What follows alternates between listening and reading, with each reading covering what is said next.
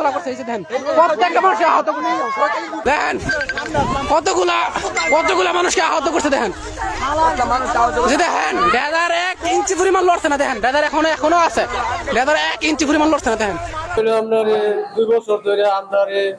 গ্রাম থেকে যারা অবৈধভাবে বালু উড়াইতেছে আমরা বাড়ি ঘর সব নিয়ে গেছে এখন বর্তমানে আমরা যে লাগাই জমিগুলো তারা উড়াই নিতে গেছে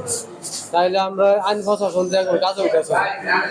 আমরা নিজেরা আজকে সকালে গেলাম তাদের বাধা দেওয়ার জন্য যাওয়াতে আমরা এই অবৈধ অর্থ দেওয়া আমরা গুলি করছি প্রায় 15-20 জন মানুষের গুলি খাইছি আর অন্য মানুষের অন্য জখম আর হয়েছে তারা হইল মির্জাচর লাইপুরা থানা মির্জাচর বাস গাড়ি তাদের নাম আছে আরব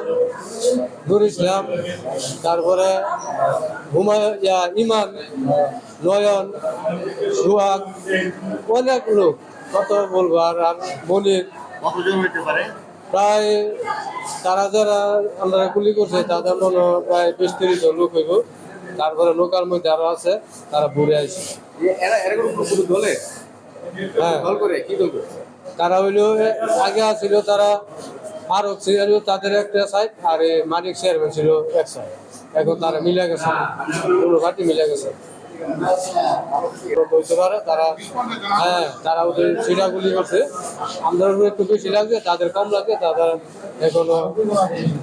আরো আইতে আছে মনে আরো আসবে মনে বই লাগাইছে আমরা আহত পরও তারা আমরা বাজার অনেক করছে বাজার হইতে বিশ্বের নানা প্রান্ত থেকে রেমিটেন্স লেনদেনে নগদ নিয়ে এলো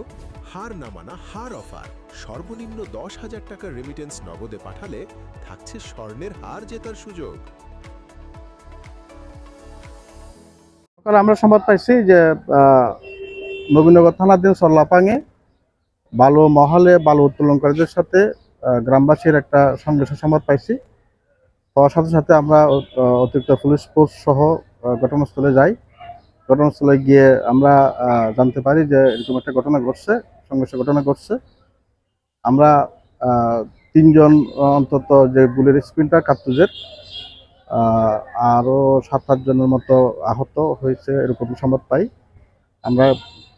গিয়ে পরিস্থিতি নিয়ন্ত্রণে আসে, এখন পরিস্থিতি আমাদের নিয়ন্ত্রণে আছে, ওখানে পুলিশ ফোর্স মোতায়েন আছে। মূলত বালু উত্তোলনকারীদের সাথে গ্রামবাসী যা ক্ষতিগ্রস্ত গ্রামবাসীদের যারা তারা প্রতিবাদ করতেছিল মূলত তাদের সাথে সংঘর্ষ।